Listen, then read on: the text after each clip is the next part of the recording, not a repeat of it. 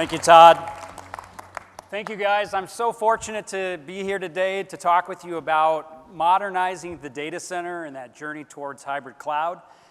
I'm Ryan Lynn, and I lead our emerging architecture team out of the Mountain States.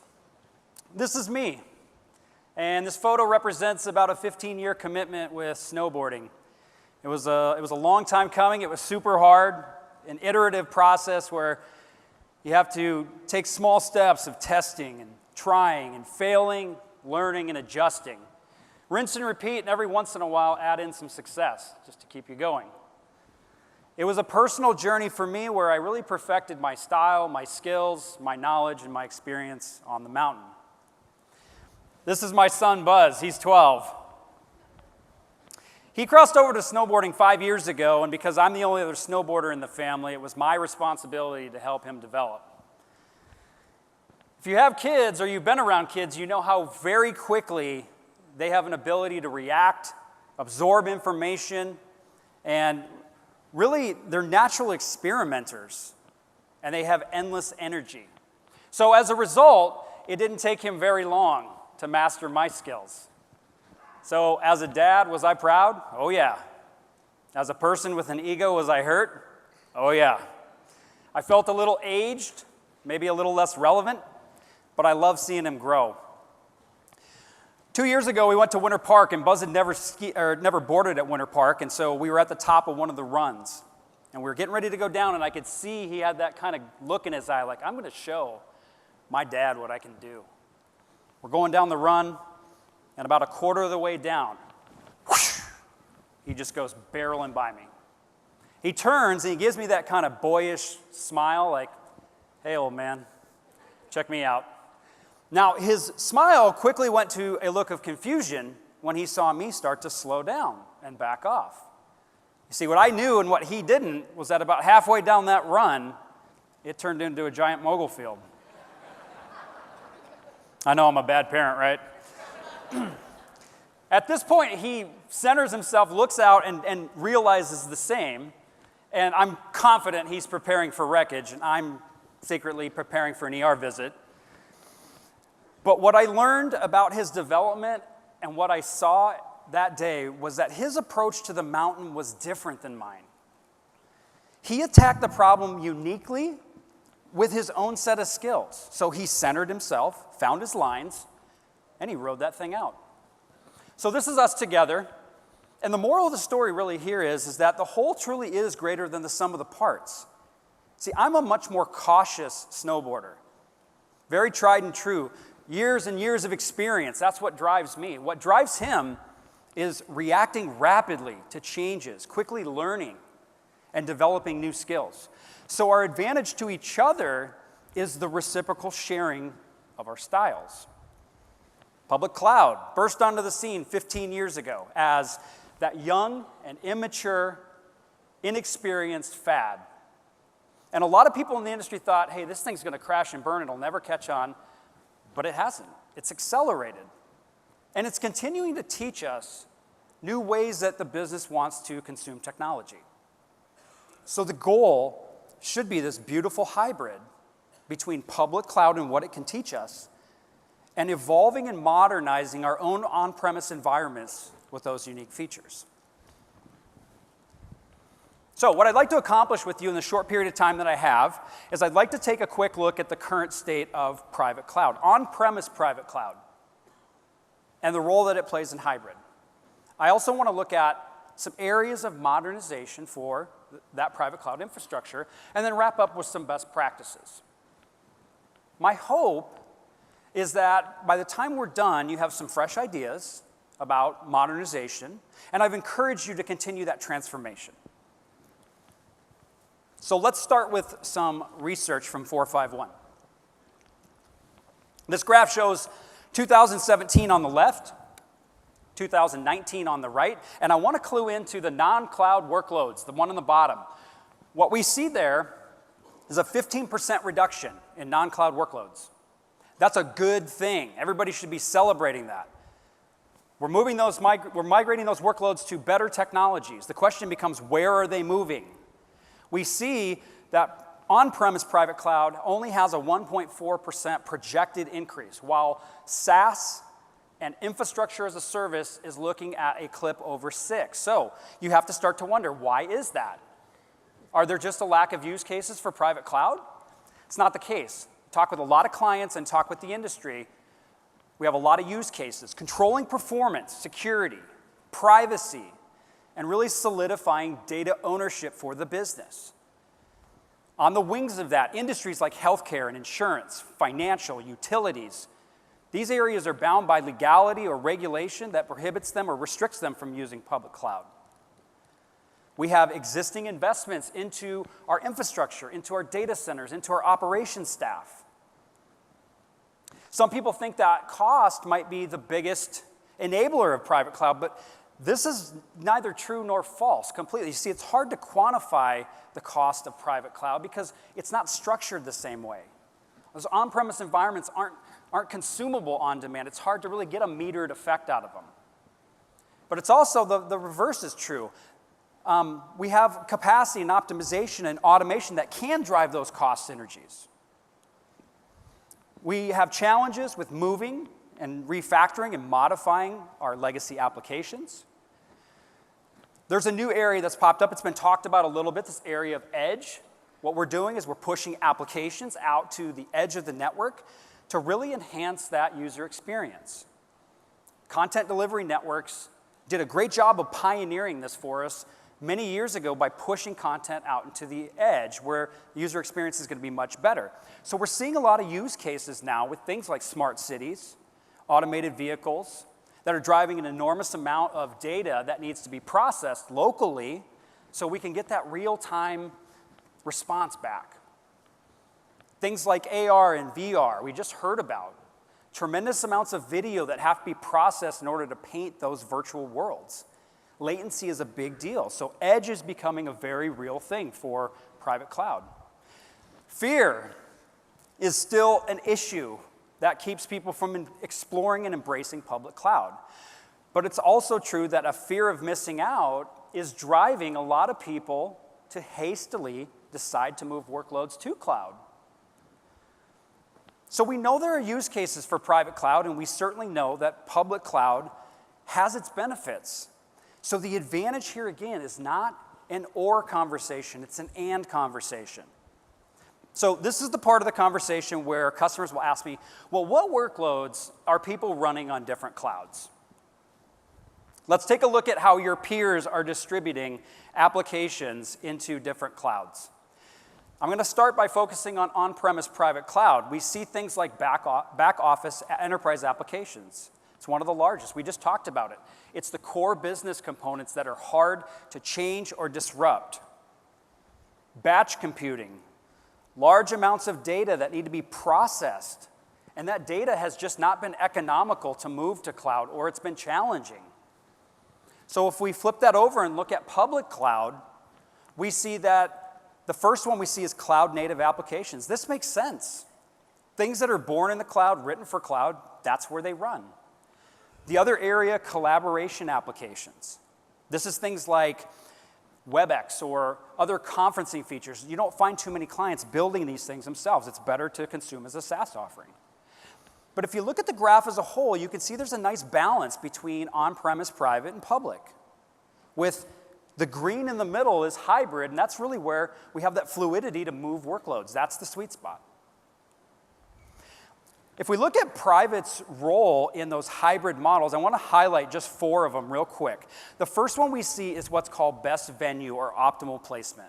All this means is we're going to take that workload, we're going to answer a bunch of questions about the criteria of it, whether it's things about cost or performance or scale or security or locality, and those things are going to drive the placement onto the appropriate cloud. The next one is an early adopter that we've seen several times before, disaster recovery. Cloud opened up a lot of options for us to be able to have warm or cold standby locations, either running on public or conversely, running your production in public and having your DR site in private. Lifecycle based. This is taking the software development lifecycle process and the groups that are involved in it, groups like dev and test and QA and production, and aligning them to the cloud that makes the most sense for them based on their activity. And the last one is what we call split tier. This is logically separating the application into its tiers, and again, aligning the tier to the right cloud that services that. Take, for example, like the web services tier. Scale out, scale back, something like that might benefit heavily from public cloud. So you might be thinking, okay, so we should have massive adoption of hybrid cloud, right? The statistics say otherwise. So you're left to wonder why again. Why is this? It's because we're not there yet with with private cloud. See, what we've done is we've taken virtualization and we've taken some automation and we've called it private cloud. And it's a great step, but that's all it is a step. We have to continue to understand what makes cloud so powerful and how we can continue to transform. So I think it's worth mentioning these are the core tenets of cloud. We do number 7 really well. We've been doing it for a decade and a half, virtualizing and getting abstraction from that hardware. But think about the other 6 in your organizations. How mature are these other 6 in your areas?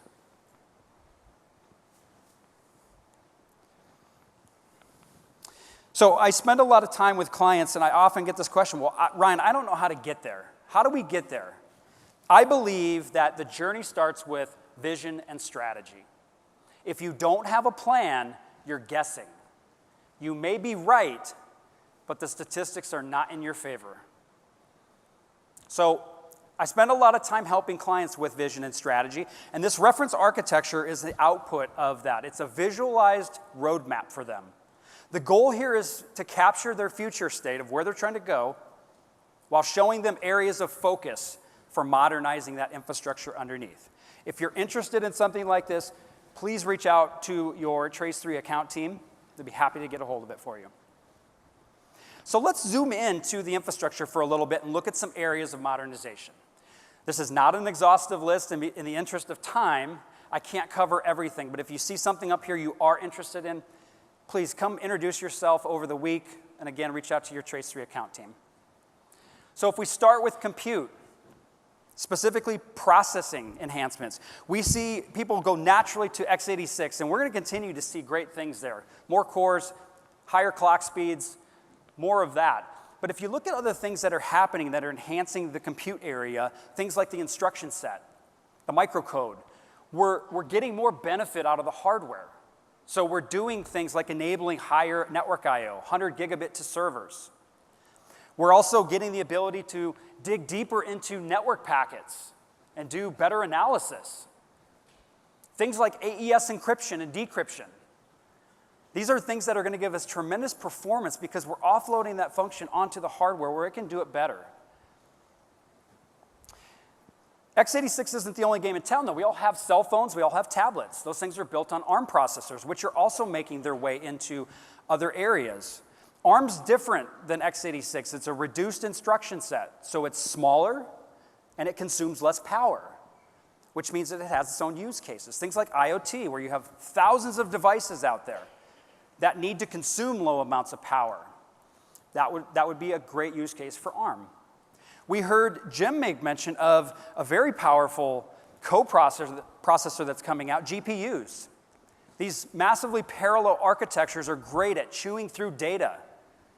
And so we see cases where machine learning and AI are great use cases for those types of things. If we switch gears and talk about hyper-converged and composable for a second, this is where we're starting to get that software-defined data center.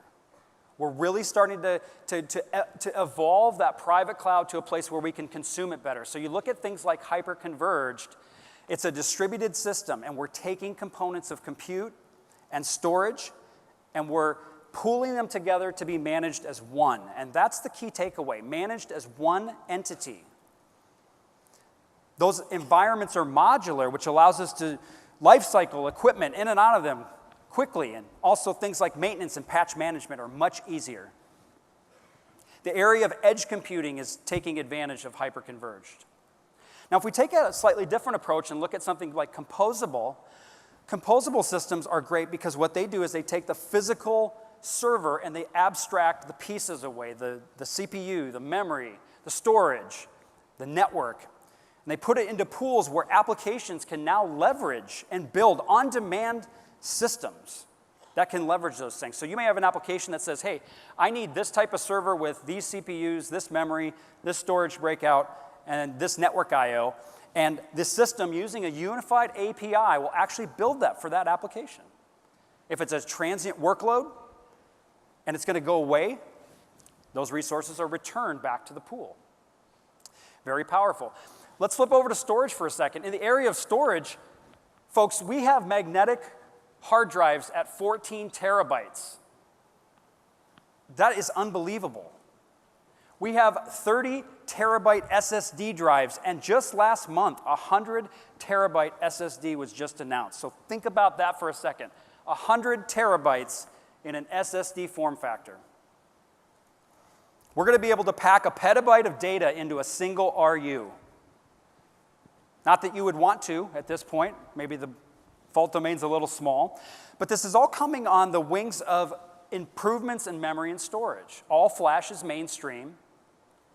We've seen that it's uncovered some deficiencies in some areas. Things like SATA and SAS, these storage protocols, are not allowing us to really leverage all that we have to offer with SSD. So we're seeing technologies like NVMe being built into servers and also being built into storage arrays that are opening up the lanes of communication to let us take advantage of those drives. We have 3D XPoint, which is bridging the gap between storage and memory, giving us the speed we want out of DRAM, but making it non-volatile. All of these things are being worked into servers and storage infrastructures that are allowing you to have choice for your workloads. If we flip over to network for a second, network is going to continue to have speed increases. There's no doubt about that. But the area that's the most exciting is the programmatic management of networks today. We're now in a position where we have southbound APIs into all of these devices, all new devices. And this is powerful because this is an area that's needed some help for a while. So we're able to see the rise of automation technologies, either vendor-aligned or sort of a roll-your-own mentality where you're using things like Ansible or Puppet or Home Scripts, Python. You have choices there. And in the middle, we have platform providers that are doing some amazing stuff with device modeling and service modeling with languages like Yang. If you look at intent-driven networking, this is something that's very exciting. Imagine being able to describe to software your desired outcome for the network. For example, if I said, build a VLAN on Boston Core Switch 1, and the system was able to interpret that, look at the running configuration in the network, the desired outcome, and then instantiate the command sets to make that happen. This is very powerful. We're also seeing companies that are looking to add on top of that interfaces into things like chatbots or natural language processing. Imagine having Alexa for your network. It's coming. The last area I want to talk about is containers and serverless. I call this workload because virtualization felt like too narrow of a topic. So we're going to start with containers. And wouldn't it be great if you could take away from this conference exactly what some people, your peers, are doing with containers? Wouldn't that be valuable? I'm going to call an audible. I want everybody to stand up. Everybody stand up. I'm going to call an audible because we got number 18 behind there. We're going to do a little apple, apple. I want you to stay standing if you have conversations, POCs, or any workload on containers today. And if you're Trace3 or a partner, if you're Trace3 and you're working with clients that are doing this, please remain standing as well. So remain standing if you're talking about, have POCs, or are running containers in dev, test, or production. Okay?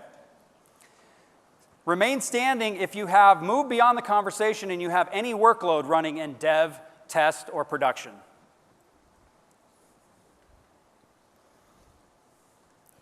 Remain standing if you have a production workload running on containers.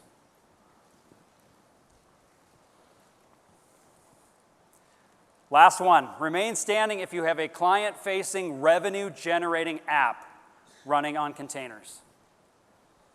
Look around, folks. These are the trailblazers. The purpose of this conference is to connect people together. If you see folks around you that have that, introduce yourself, find out how they're using them. Containers are great, and I think they're going to be exciting, but we have to be practical about them. They're going to enable us for speed and agility and enabling distributed applications.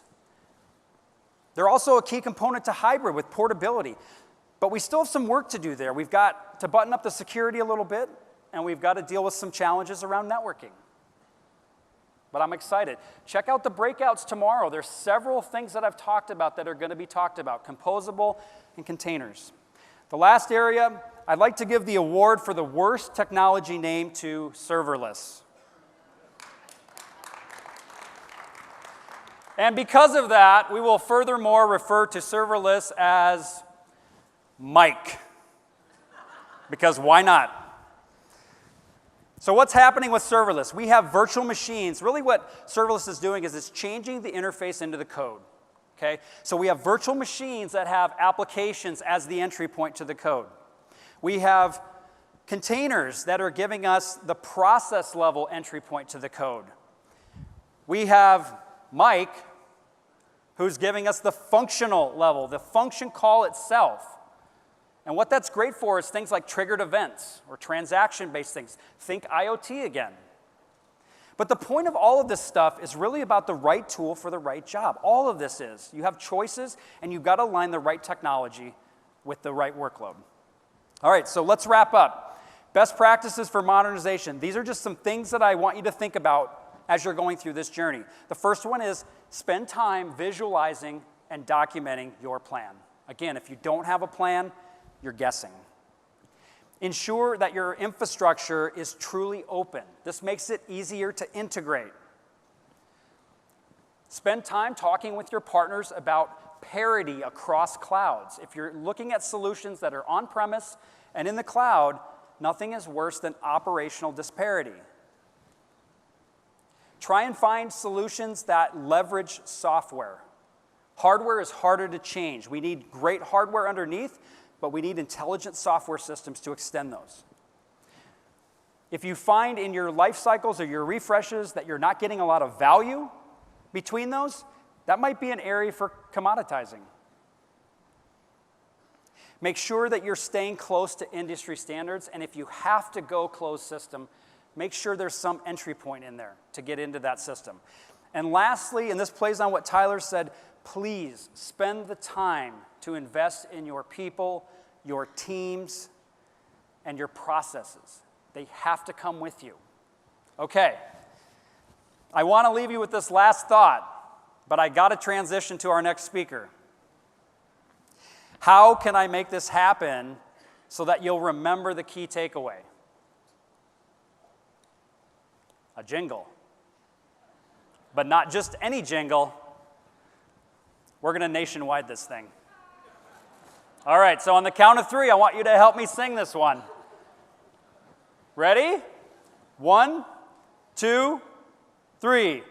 Modernize your private cloud. Thank you so much. Enjoy the conference.